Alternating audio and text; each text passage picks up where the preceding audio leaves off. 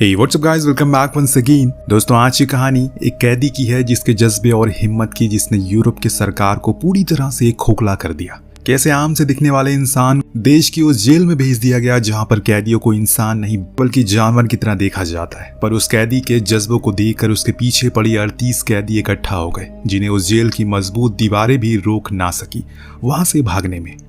1938 का समय आयरलैंड शहर में मौजूद उस समय की सबसे हाई सिक्योरिटी जेल, जिसे सिर्फ उन लोगों के लिए बनाया गया है जो उस समय की तानाशाह के खिलाफ अपनी आवाज को उठाते हैं। पर इस जेल में आने के बाद उनकी आवाजों को हमेशा के लिए दफन कर दिया जाता है या फिर उन्हें गूंगा कर दिया जाता है। लेकिन यह सिलसिला थमा नहीं, लोग आते गए, खत्म होते चले गए। कुछ इस तरह से आज एक और कैदी है जिसे अब लैरी कहकर पुकारा जाता है, जो दिखने में बेहद ही समझदार और सूझबूझ से भरा हुआ शख्स है। पर हकीकत वो अभी तक न जाने किन किन जेलों से भाग चुका है। इसीलिए फाइनली अब उसे जेल में लाया गया है। इस जेल का नाम है मेज, मतलब कि भूल भुलैया, क्योंकि सभी को उम्मीद है कि अब यही वो अपनी सजा पूरी करेगा। पर क्या सच में यह मुमकिन हो पाएगा? चलिए जानते हैं। लैरी जब इस प्रिजन में आया काफी नॉर्मल बिहेव कर रहा था ताकि किसी को भी उसकी किसी प्रकार की गतिविधियों के बारे में पता ना चले, क्योंकि उसने जब से इस जगह पर अपने कदम रखे हैं उसके दिमाग में बस एस्केप प्लान ही चल रहा है, कैसे किस प्रकार से इस जगह की दीवारों को लांघ सके।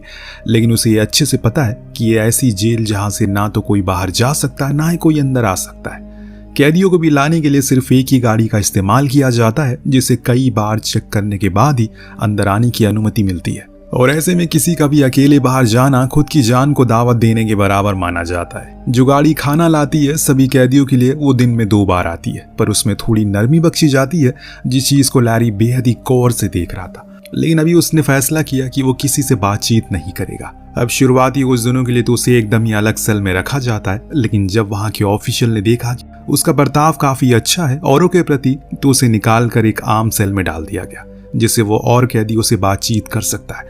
पर लैरी ऐसा करता नहीं है। हालांकि सभी उसे अच्छे से जानते हैं, पर वो सिर्फ 5 लोगों से ही बात करता है जिस पर उसे ऐसा लगता है कि ये भरोसे के लायक है या फिर इन्हें वो अपने आने वाले मंसूबों के बारे में बता सकता है। पर अभी वो कुछ दिन और लेगा इस चीज को उनसे शेयर करने के लिए। खैर, इस बीच जेल के कानूनों के हिसाब से हर किसी को उनके परिवार वालों से मिलने की अनुमति है। यहाँ लैरी से मिलने उसकी पत्नी नैनी आती है, जो उसे बाहर के हालातों के बारे में सब कुछ बताती है, कैसे अभी की सरकार उन पर अत्याचार कर रही है, खासकर उन लोगों पर जो उनके खिलाफ आवाज उठा रहे हैं। उनके घर वालों का खाना पीना बंद कर दिया गया है, इसीलिए तुम्हें जल्दी बाहर आना होगा किसी भी हाल में। अब लैरी उसकी बातों को समझ रहा था, लेकिन उस दौरान उसकी नजर हर एक कोने पर थी, क्योंकि ये पहली बार मौका था उसे जब उसे सेल से कुछ दूर लाया गया था। पर यह मौका महीने में सिर्फ एक ही बार आता है, पर वो इसे गंवाना नहीं चाहता। लेकिन यहाँ से वो खुद अपने दम पर तो नहीं भाग सकता, उसे किसी की मदद तो लेनी ही होगी। वो होंगे इस जेल के ऑफिसर, यानी कि गार्ड्स, जो कि जेल के हर एक कोने में मौजूद है। अब आपको लग रहा होगा कि वो करप्ट होंगे या फिर बाहर के लोगों से मिले होंगे इसीलिए वो लैरी की मदद करेंगे। जी नहीं दोस्तों, ऐसा कुछ नहीं है। अगर ऐसा होता तो अब तक न जाने कितने लोग भाग चुके होते, और ये बात लैरी भी अच्छे से जानता है। इसीलिए उसने अलग तरीका अपनाया, और ये तरीका था उनके साथ नरमी से पेश आना, उनके सामने ऐसा दिखाने की कोशिश करना जैसे कि वो अब उसके ऊपर आग बंद करके भरोसा कर सकते। अब वो कुछ उल्टी सीधी हरकतें कर रहा है या नहीं, इस चीज को सभी गार्ड कुछ हफ्ते तक भांपते हैं, और फिर आखिरकार लैरी का ये प्लान भी सफल हो जाता है, क्योंकि उसे बाहर झाड़ू पोछा लगाने का काम मिल जाता है, जो उसके लिए काफी कारगर साबित होने वाला है। अगर उसे ही सही तरीके से इस्तेमाल करे, अपने इस प्लान को आगे बढ़ाने में उसे काफी मदद मिल सकती है। इस दौरान उसकी नजर बार बार केबिन की ओर जा रही थी जहां सारी चाबियों का जमावड़ा था। पर लैरी को अच्छे से पता है कि किसी भी प्रकार की जल्दबाजी उनके लिए खतरे का अंदेशा है, इसीलिए वो काम के बाद अपने साथियों से मिलता है। उनसे कहा कि उन्हें भी अब कुछ काम करना होगा, किसी भी हाल में करके उन्हें जेल से 3 बंदूकें मंगवानी होंगी। जिस चीज का जिम्मा 2 कैदियों ने लिया, तो वहीं कुछ बचे हुए थे जो उन्हें कुछ ज्यादा ही जल्दी थी, किसी भी तरह करके वो यहाँ से भाग जाएं। तो लैरी उन्हें भरोसा दिलाता है कि तुम्हें सब्र रखना होगा, क्योंकि हम सिर्फ बल्कि ब्लॉक के सभी कैदियों को लेकर हम भागेंगे, जिनकी संख्या कुल 38 है। थोड़ा धैर्य रखो, क्योंकि हल्की सी भी चूक हमें मौत के घाट उतार सकती है। इस बीच उन्हें खुद से बनाया हुआ अपना मैप दिखाया, जो बार बार उसी जगह का था जहां जहां पर वो अभी तक जा सकते हैं। ये अभी पूरी तरह से मुकम्मल नहीं है, क्योंकि ये जेल बहुत बड़ी है। धीरे धीरे करके जो पुरानी कैदी थे उन पर अब थोड़ी नरमी बख्शने लगे थे जेल के अधिकारी, जैसे कि उनमें से कुछ और को भी काम सौंपे जाने लगे थे, और इस दौरान वो जेल का अच्छे से दौरा कर पाते। अब दोस्तों, जिस कार से इन्हें बाकी के ब्लॉक में ले जाया जा रहा था वो भी पूरी सील थी, जिससे इन्हें बाहर का कुछ भी दिखाई नहीं देता। लेकिन जब जब इन्हें अलग अलग ब्लॉक में लेकर जाया जाता है, लैरी वहाँ की सारी चीज़ों को नोट कर लेता है अपने दिमाग में, फिर रात में उसी चीज़ों को मैप में ड्रॉ करता है, जिससे कि उसे कार की स्पीड टाइम का अंदाज़ा लगा लिया, जो उसके लिए अच्छी चीज़ है। तो वहीं उसके और साथी भी अपने कामों को बखूबी कर रहे थे, लेकिन अभी भी ये सिर्फ 5 ही हैं, क्योंकि उन्होंने और किसी को इस बारे में कुछ बताया नहीं है, क्योंकि लैरी ने मना किया है कि वो और थोड़ा समय लेना चाहता है। पर इस बीच एक बाधा बार बार आ रही है इन्हें एक दूसरे से बात करने में। अभी भी इन्हें थोड़ी परेशानी हो रही है, क्योंकि इन्हें सही समय जो मिल नहीं पा रहा है। इसीलिए लैरी अब वार्डन के ऊपर पूरा फोकस करता है, ताकि वो उसे अब पूरा भरोसा दिखाने लगे, जो कि वो दिखा भी रहा था। अपने आधे से ज़्यादा काम वो उसी से करवाता है, जैसे कि जब वो कार से उतरता है तो अपना सामान वगैरह स्टोर रूम में रखवाता है। पर अभी भी लैरी को केबिन में जाने की इजाज़त नहीं थी, जो कि सबसे बड़ी चीज़ थी। जिस दिन उसे ये काम मिल गया, उसके लिए बाकी काम और भी आसान हो जाएगा। अब इस चीज़ के लिए और जोर लगाने लगता है वो। कुछ दिन बाद उसकी बहन भी उसे मिलने आई, जिसने बताया कि कैसे वो लोग उनके परिवार वालों को मार रहे हैं, उन पर अत्याचार कर रहे हैं, जो चीज़ लैरी को और भी झकझोर कर रख देती है।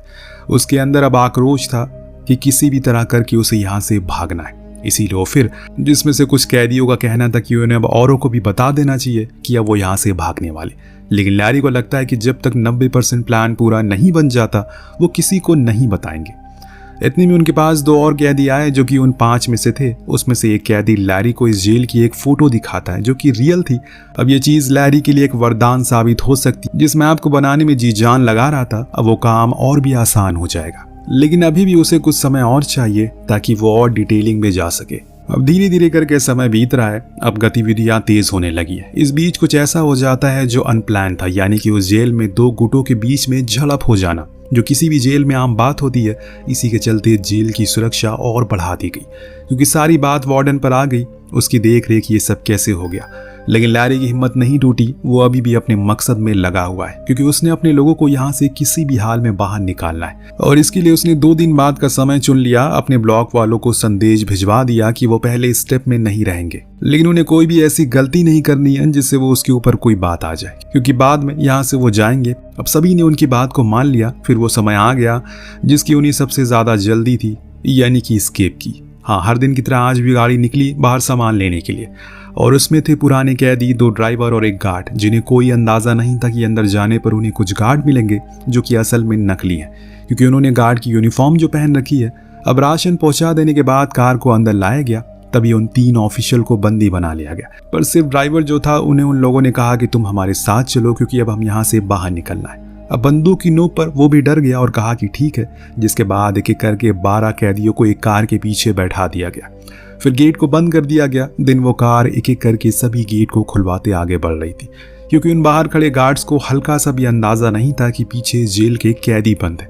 उन्हें तो बस ड्राइवर ही नजर आ रहा था, जो कि हर बारी की तरह इस जेल से बाहर जाता है। पर वहीं दूसरी ओर यहाँ लैरी अभी भी केबिन में ही था।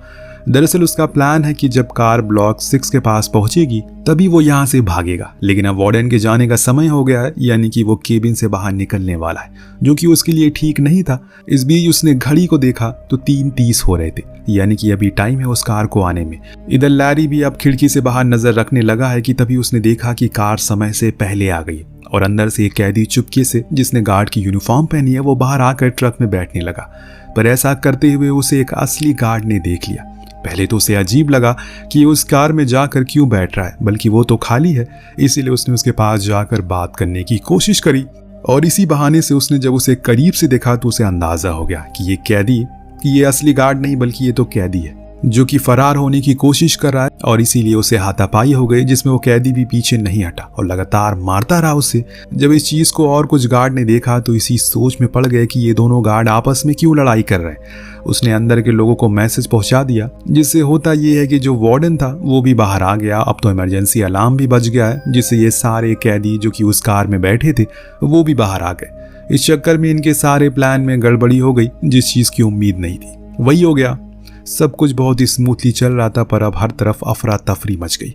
सभी गार्ड इधर से उधर भागने लगे, क्योंकि अब गोलियां भी चलने लगी, जिसमें से एक गोली वार्डन के हाथ पर लग जाती है, और कुछ कैदी तो जान से मारे भी जाते हैं। लेकिन अब जब इन्होंने देखा कि कार के आगे जाने का कोई मतलब नहीं है, तो उन्होंने सबसे छोटी दीवार थी उसे लांग ली। फिर जहां जहां इन्हें मौका मिला वहां भाग निकले। जैसे कि कुछ ने तो जंगल की ओर जाने का फैसला किया, क्योंकि वहां पर लाइगर नदी बह रही थी, जो आगे जाकर शहर से जाकर मिल जाती है। तो कुछ ने मेन रोड का रुख मोड़ा, जहां एक दो कार को अपने कब्जे में ले लिया, लेकिन कुछ ऐसे भी थे जिन्हें वहीं पर पकड़ लिया गया, क्योंकि अब इन्हें ढूंढने के लिए एयरफोर्स भी लगा दी गई है। और रही बात लैरी की, वो तो अपने सेल से बाहर ही नहीं निकल सका। इन लोगों को गलती की वजह से अगर वो सबसे पहले निकलता तो शायद आज बाहर होता, पर 1985 में उसे रिलीज कर दिया गया। उसके बाद भी वो उन ग्रुप में शामिल रहा, जिसका नतीजा ये मिला कि आगे जाकर उसे मिलिट्री ने मार गिराया। उस दिन तकरीबन 38 कैदी फरार हुए थे, जिसमें से 19 को तो पकड़ लिया गया, लेकिन बाकी के अपने मंसूबे में कामयाब हुए और भाग निकले। तो कुछ इस तरह से इस कहानी का यहीं पर अंत होता है। ये कहानी एक सच्ची घटना पर आधारित है। वेल, आपको कहानी कैसी लगी हमें कमेंट करके जरूर बताएगा। मिलते हैं अगली वीडियो में। Thank you so much watching. Peace out.